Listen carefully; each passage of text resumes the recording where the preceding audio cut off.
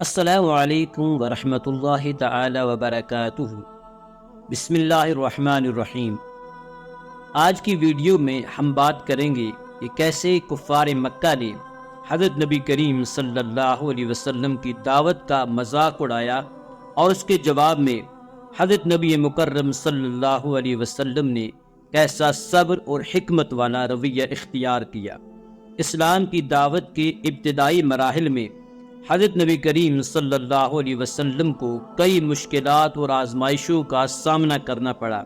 قریش مکہ نے نہ صرف آپ صلی اللہ علیہ وسلم کی باتوں کا انکار کیا بلکہ آپ صلی اللہ علیہ وسلم کا مذاق اڑانے اور طعن و تشنیع کرنے کو اپنی عادت بنا لیا۔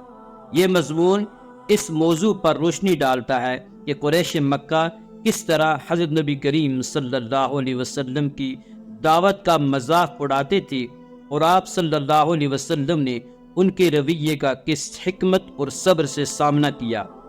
قریش کے سرداروں اور عوام نے حضرت نبی کریم صلی اللہ علیہ وسلم کو دعوت توحید سے روکنے کے لیے تمسخر، الزامات اور بہتان تراشی کا سہارا لیا۔ ان کا مقصد لوگوں کو دین اسلام سے روکنا تھا۔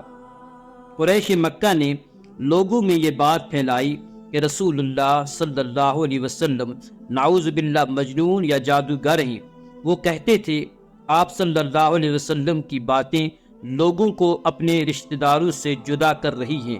قریش مکہ قرآن کا مذاق اڑاتے اور قرآن کو پرانے قصے کہانیاں قرار دیتے اور اسے سنجیدہ لینے کے بجائے لوگوں کو اس سے دور رکھنے کی کوشش کرتے۔ اللہ سبحانہ و تعالی قرآن پاک کے اندر فرماتے ہیں وَقَالُوا يَا أَيُّهَا الَّذِي نُزِّلَ عَلَيْهِ الذِّكْرُ إِنَّكَ لَمَجْنُونَ۔ سورۃ حجر آیت نمبر 6۔ ترجمہ، وہ کہتے تھے اے وہ شخص جس پر قرآن اتارا گیا ہے، یقیناً تو دیوانہ ہے۔ قریش مکہ آپ صلی اللہ علیہ وسلم کو مختلف القابات سے پکار کر طنز کرتے تھے، جیسے ابتر یعنی اولاد سے محروم۔ اس کا جواب اللہ جل شانہ نے سورۃ الکوثر میں دیا ان شانئک ھو الابتر۔ ترجمہ، یقیناً تمہارا دشمن ہی بے نام و نشان رہے گا۔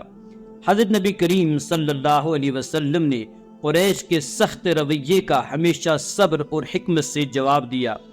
آپ صلی اللہ علیہ وسلم نے ان کے طعنوں پر غصہ یا بدلہ لینے کے بجائے اللہ سبحانہ و تعالیٰ کی طرف رجوع کیا اور دین کی دعوت کو جاری رکھا۔ قریش مکہ کی مخالفت کے باوجود آپ صلی اللہ علیہ وسلم اللہ کے پیغام کو پھیلانے سے کبھی پیچھے نہ ہٹے۔ آپ صلی اللہ علیہ وسلم ہر موقع پر نرمی اور محبت سے لوگوں کو دعوت دیتے۔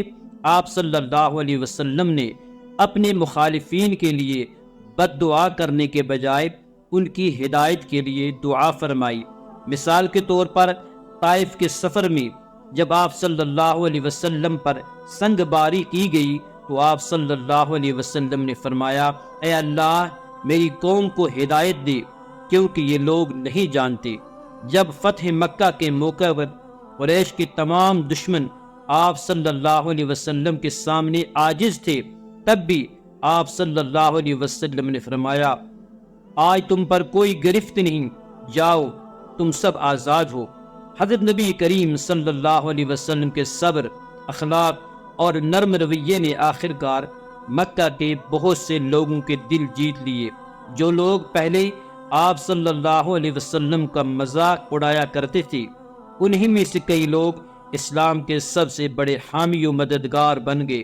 مثال کے طور پر حضرت عمر بن خطاب رضی اللہ تعالی عنہ جو ابتدا میں اسلام کے سخت مخالف تھے، بعد میں اسلام کے عظیم سپاہی بن گئے۔ رسول اللہ صلی اللہ علیہ وسلم کی زندگی ہمیں سکھاتی ہے کہ آزمائشوں میں صبر اور حکمت سے کام لینا چاہیے۔ جب معاشرہ آپ کی حق بات کا مذاق اڑائے تب بھی حق پر قائم رہنا اور بدلے میں اچھے اخلاق کا مظاہرہ کرنا اسلام کی اصل تعلیم ہے۔ حضرت نبی کریم صلی اللہ علیہ وسلم کا صبر، استقامت اور حسن اخلاق قیامت تک کے لیے ہمارے لیے مشعل راہ ہے۔ آج جب مسلمان بھی مختلف جگہوں پر تمسخر اور مخالفت کا سامنا کرتے ہیں، ایسی صورتحال میں ہمیں حضرت نبی کریم صلی اللہ علیہ وسلم کے اسوہ حسنہ سے سبق لینا چاہیے اور دعوت کے کام کو صبر و حکمت کے ساتھ جاری رکھنا چاہیے۔ برائی کا جواب بھلائی سے دینا ہی اصل طاقت ہے۔ حضرت نبی کریم صلی اللہ علیہ وسلم کی سیرت ہمیں زندگی جینے کا بہترین طریقہ سکھاتی ہے۔ یہ ویڈیو ہمیں نبی کریم صلی اللہ علیہ وسلم کی عظیم شخصیت سے ایک سبق سکھاتی ہے۔ اگر آپ کو یہ پیغام پسند آیا ہو تو ویڈیو کو لائک کریں اور اپنے دوستوں کے ساتھ شیئر کریں تاکہ سب تک یہ سبق پہنچے۔